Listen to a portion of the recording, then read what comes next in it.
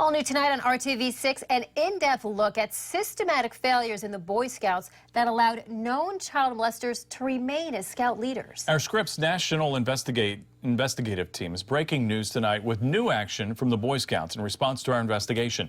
Investigative correspondent Jim Osman is following the trail of betrayal.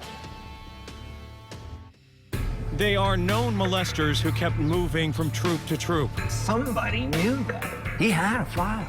Scout leaders allowed to commit unthinkable acts against children. They put scouts at risk of harm. You'll hear one of the victims speak out for the first time. You've never been interviewed before.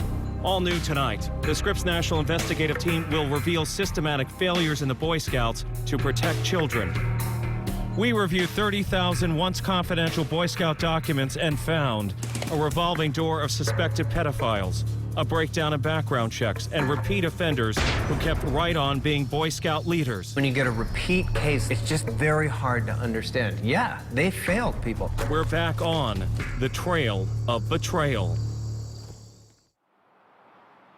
In Colorado, Floyd David Slusher took advantage of failures in the Boy Scout system that created a virtual revolving door for child molesters. It brings up some anger.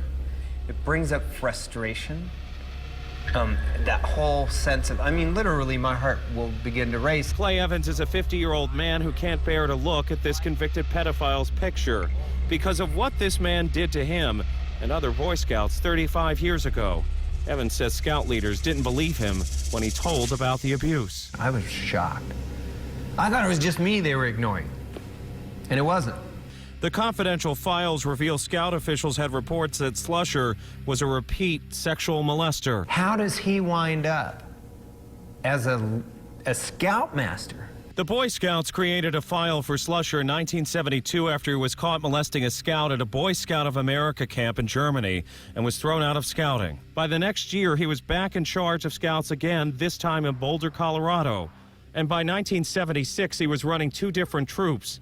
A known abuser, once caught in the act, going through a virtual revolving door, continuing to prey on children. Finally nabbed in 1977, police at the time said there were too many victims to interview. It messed with everybody's head. It was hard to be at that age and to have that kind of invasion. 46. That's how many men we found in the confidential files like Slusher, who went through those revolving doors, caught, removed, and allowed back in again. Had nothing to hide. Paul Ernst was the head of Boy Scout registration and kept the confidential files from 1971 until 1994. His name appears in the Boy Scout confidential files hundreds of times. Why wasn't more done? I don't know. I can't look behind me. I don't know what happened.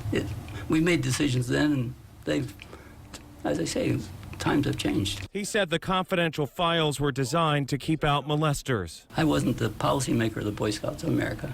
I was just the person handling them. The Boy Scouts had plenty of problems in screening Boy Scout leaders. The Scripps National Investigative Team uncovered 88 cases where Scout officials failed to conduct adequate background checks, allowing men with prior criminal convictions into the Scout ranks. We also found cases of more than 100 repeat offenders.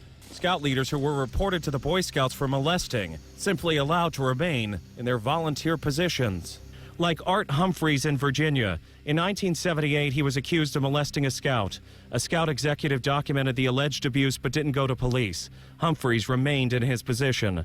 When police themselves finally caught up with him 6 years later, records show Humphreys had sexually molested at least 20 boys, many who were part of a Scout troop for the disabled. They knew that this perpetrator had had issues. There had been reports that there was a problem. Melvin Estes was a repeat offender, the Scoutmaster who molested Veronica Aiken's son, Chance. Aiken says Scout leaders chose not to believe the reports and put Estes in charge of her son's troop.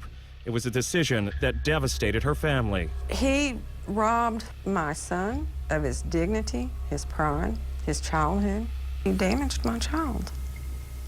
And how can anyone ever fix that? And as a mother, that's painful. Very painful. Because I can't fix it.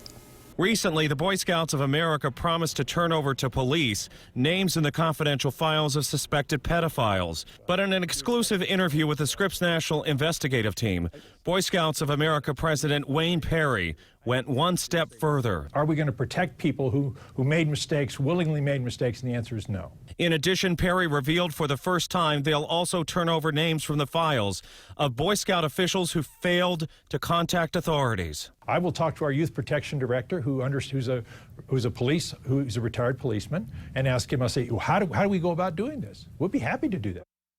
Now, the obligation to report sexual abuse is dictated by state law. We found at least 28 states where the statute of limitations is still open for incidents dating back to 1971. Tomorrow, a call for action. It's time for Congress to investigate. I'm Scripps National Investigative Correspondent Jim Osman in Washington.